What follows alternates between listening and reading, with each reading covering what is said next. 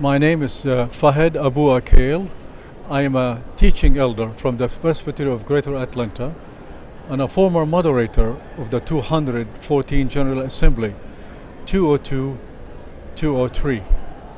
The reason I support divestment because it's the best way for Presbyterian to do peacemaking in a non-violent way.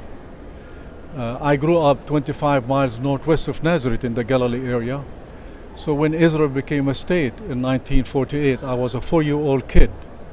And I remember going with my dad, 5 sisters and 2 brothers. And as a 4-year-old kid, the first one you look for will be your mother. And my mother was not there. And suddenly I look and she was on the top of the roof, waving her hand. And we left her and we went to the east, to a Druze village, and we stayed in a makeshift tents for several months and came back.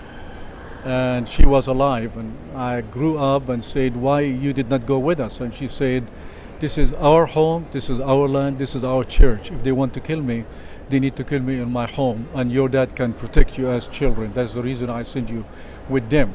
So from 1948 to 1966, any place I wanted to go, as a citizen of the State of Israel, I needed a permit. Now I do feel with the Palestinians in the West Bank. They've been under occupation for 47 years. And occupation means you cannot leave your village to go to the field, to the hospital, to the school without a permit. I think the Israeli military occupation is killing the soul of Israel and doing a great harm to the Palestinian to oppress. And basically, what we are asking about divestment, we as Presbyterian have a principle that we want to abide by, and that is to have a stewardship of our money as minister.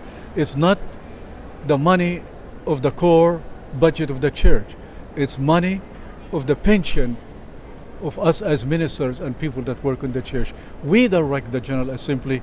We want to invest where we want that do not harm people. For example, we divested from the North Carolina tobacco, but we do not believe that Presbyterians, as many say, we are anti-Semitic, anti-Jewish, anti-Israel. We are not. We are committed to the State of Israel, and we support the State of Israel, and we support two-state solution.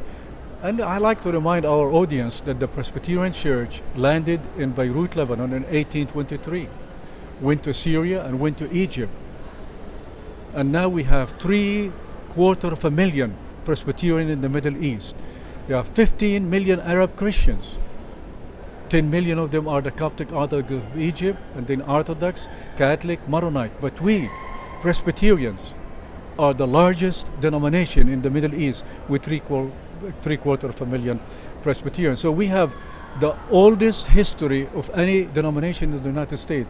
So we need to know, we need to tell people that we know the Arab people, we know Palestine, we know Israel, and we are committed to justice and peace. And I think the 47-year occupation must end. And I reminded of Martin Luther King. He said to the black leadership, for how long you want us to wait? So the Palestinian Christians from the mother church are telling the PCUSA and Christians in the United States, how long you want us to wait under occupation, under oppression in that part of the world, of the Holy Land. We must live with Israel as brothers and sisters, to coexist with the State of Israel as a nation and the State of Palestine as a nation, respecting one another and begin healing one another.